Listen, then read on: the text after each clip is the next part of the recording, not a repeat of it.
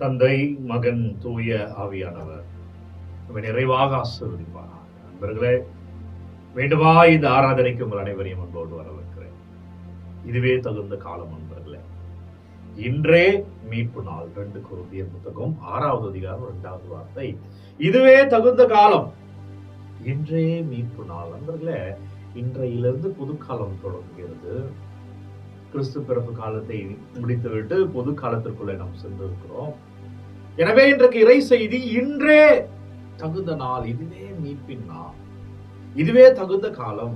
எனவே அன்பர்களே, இந்த திங்கட்கிழமை ஆண்டவருடைய ஆசீர்வாதத்துக்கு நாடுகிற நாம், அவருடைய வல்லமையை தேடுகிற நாம், நமக்கு சொல்லப்படுகிற செய்தி இன்றே மீட்பு நாள். இதுவே தகுந்த காலம். எனவே இந்த நாளை முழுமையாக அர்ப்பணித்தப்பா நன்றி என்று சொல்லி ஆண்டவர் இன்றைக்கு நற்செய்தியிலே தனது கொள்கையை அறிவிக்கிறார். இன்றைக்கு கொள்கை தான் பிரச்சனை. கொள்கை என்ன, கொள்கை என்ன, கொள்கையை பின்பற்றுவீர்களா என்ற கேள்விதான் இன்னைக்கு அரசியல் வட்டாரத்துல.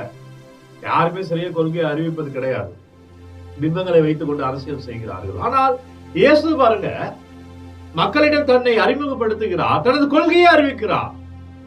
தெரிந்து கொள்ள வேண்டும் என்றால் இன்றைக்கு நற்செய்தியை வாசிங்க. இன்றைக்கு நற்செய்தி மார்க் நற்செய்தி 1வது அதிகாரம் 14 - 20 வரை உள்ள இந்த கொள்கை நம் வாழ்க்கைக்கான வெற்றியின் பாதையா இருக்கிறது. அவருடைய கொள்கை நம்முடைய வாழ்வினுடைய ஆதாரமா இருக்கிறது. அவருடைய கொள்கை நம் வாழ்க்கைக்கான அடித்தளமாக இருக்கிறது. நான் இருக்கிறேன் என்ற செய்தி அந்த கொள்கையில, நான் ஆசீர்வதிக்கிறேன் என்ற செய்தி அந்த கொள்கையில. எனவே அப்பா, வெற்றியின் பாதைக்கு நன்றி. எனக்காக உமது கொள்கையை வைத்திருக்கிறீங்களே, எனக்காக வாழ்வின் நோக்கத்தை வைத்திருக்கிறீங்களே, நன்றி ராஜா என்று சொல்லி அவரை துதிப்போம், அவர் ஆராதிப்போம். நன்றி அப்பா. வல்லவரை நன்றி, நல்லவரை நன்றி, நாளுக்காய் நன்றி செலுத்துகிறப்பா. பிள்ளைகள் ஒவ்வொருவரையும் ஒப்புக் கொடுக்கிறேன். குறிப்பா இந்த திங்கட்கிழமை பிள்ளைகள் செய்கிற ஒவ்வொரு வேலைகளையும் பாதத்தில் வைத்து நன்றி செலுத்துகிறேன். இந்த வாரம் முழுவதும் என்னவெல்லாம் செய்ய இருக்கிறார்களோ ஒவ்வொன்றையும் அப்பா உங்கள் பாதத்தில் சமர்ப்பிக்கிறேன். ஆண்டவரே, நீங்க வழி நடத்துங்கப்பா.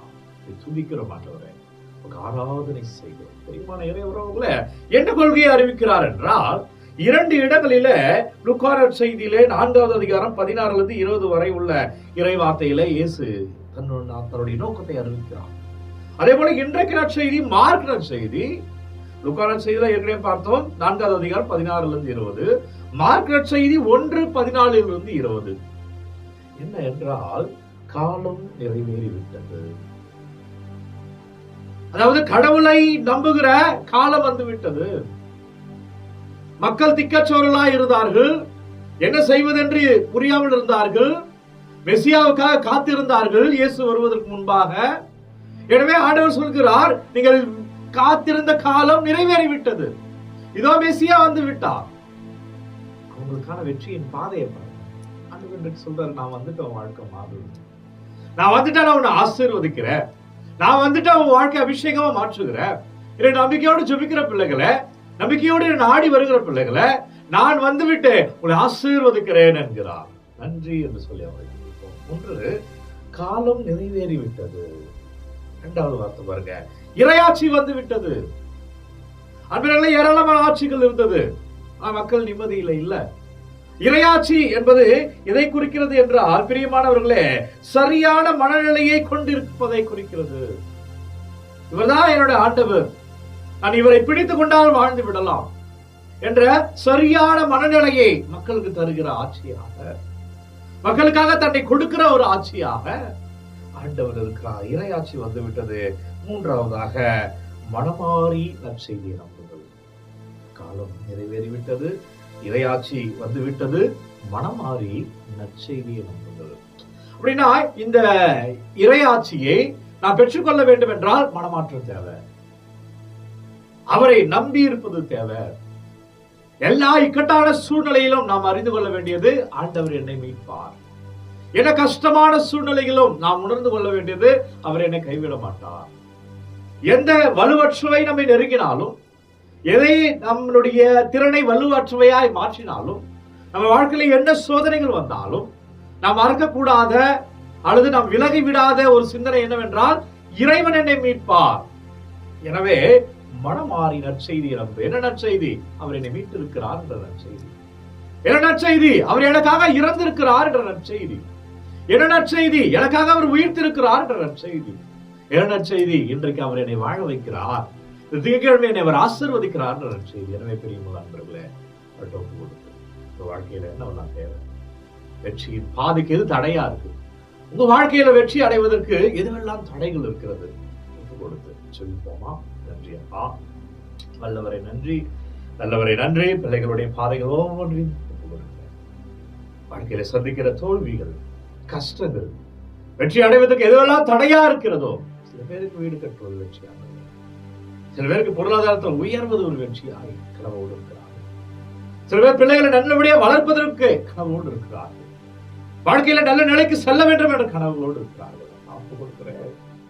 ஆண்டவரே, நீ ஆசீர்வதிப்பீராக, வல்லவரே நீ தொடுவீராக, நல்லவரே உமது கிருபையால் வாழ்வார்களாக, பிள்ளைகள் அபிஷேகத்தை அறுவடை செய்வார்களாக.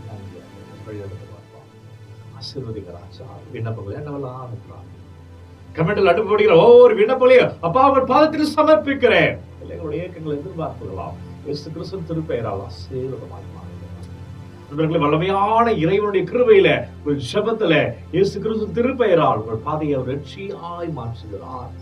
அவர் உங்கள் பாதையை அபிஷேகமாய் மாற்றுகிறார். உங்கள் விண்ணப்பங்களை எல்லாம் இயேசு கிறிஸ்து திருப்பெயரில, உங்கள் நம்பிக்கையில, உங்கள் ஜெபத்துல அவர் உங்களை இன்றைக்கு ஆசீர்வதிக்கிறார். இன்றே ஆசீர்வாதம்.